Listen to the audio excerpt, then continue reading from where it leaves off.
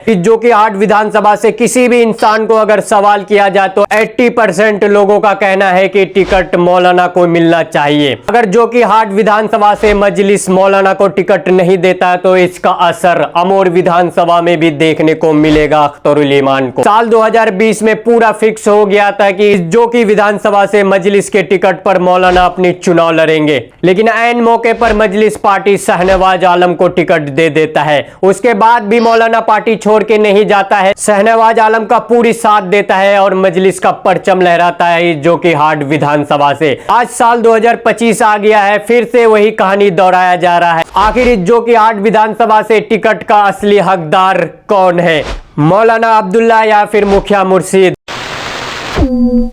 बिहार विधानसभा भी नजदीक आ गया है, सबका टेंशन अब बढ़ता जा रहा है। साल 2020 में सीमांचल के 5 सीटों में मजलिस ने जीत का परचम लहराया था और आज साल 2025 में इसी सीमांचल में एक बार फिर से एमआईएम का परचम लहराता हुआ दिख रहा है। बिहार विधानसभा के इस सीमांचल के इलाकों में ज्यादातर विधानसभा सीटों में और इसी सीमांचल के जो कि 8 विधानसभा में साल 2020 में एमआईएम के कैंडिडेट शाहनवाज आलम ने भारी मतों से जीत हासिल करके उसके कुछ महीने बाद जाकर आरजेडी ज्वाइन कर लिया था, जो कि 8 के लोगों का गुस्सा इतना बढ़ गया कि शाहनवाज के खिलाफ लोग अब वोट करने को भी तैयार नहीं है। जो कि 8 विधानसभा में 2 दावेदार कैंडिडेट अभी मजलिस के टिकट पे लड़ने के लिए उम्मीदवार बने बैठे हुए हैं। एक तरफ है मौलाना अब्दुल्ला कासिम चतुर्वेदी तो दूसरी तरफ है मुखिया मुर्शीद, जो कि 8 विधानसभा में मजलिस अब तक इन दोनों में से टिकट किसी को नहीं दिया है। जो कि 8 विधानसभा से किसी भी इंसान को अगर सवाल किया जाए तो 80% लोगों का कहना है कि टिकट मौलाना को मिलना चाहिए। अगर जो कि 8 विधानसभा से मजलिस मौलाना को टिकट नहीं देता है तो इसका असर अमोर विधानसभा में भी देखने को मिलेगा अख्तरुल ईमान को। एक तरफ मौलाना के चाहने वालों का कहना था कि मौलाना साल 2016 में जब एमआईएम की एंट्री हुई थी इस सीमांचल के इलाकों में,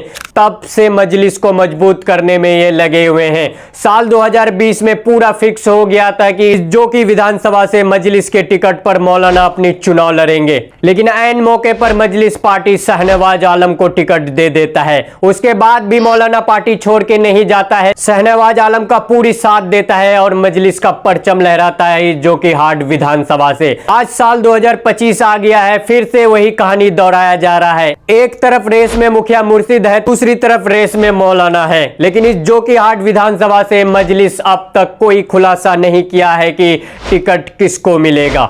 इस जो कि 8 विधानसभा का ज्यादातर लोगों का कहना है कि टिकट मौलाना को ही मिलना चाहिए। क्या वाकई में अगर मजलिस इस जो कि 8 विधानसभा से मौलाना को टिकट नहीं देता है तो क्या इस जो कि 8 विधानसभा को लग सकता है बहुत बड़ा झटका?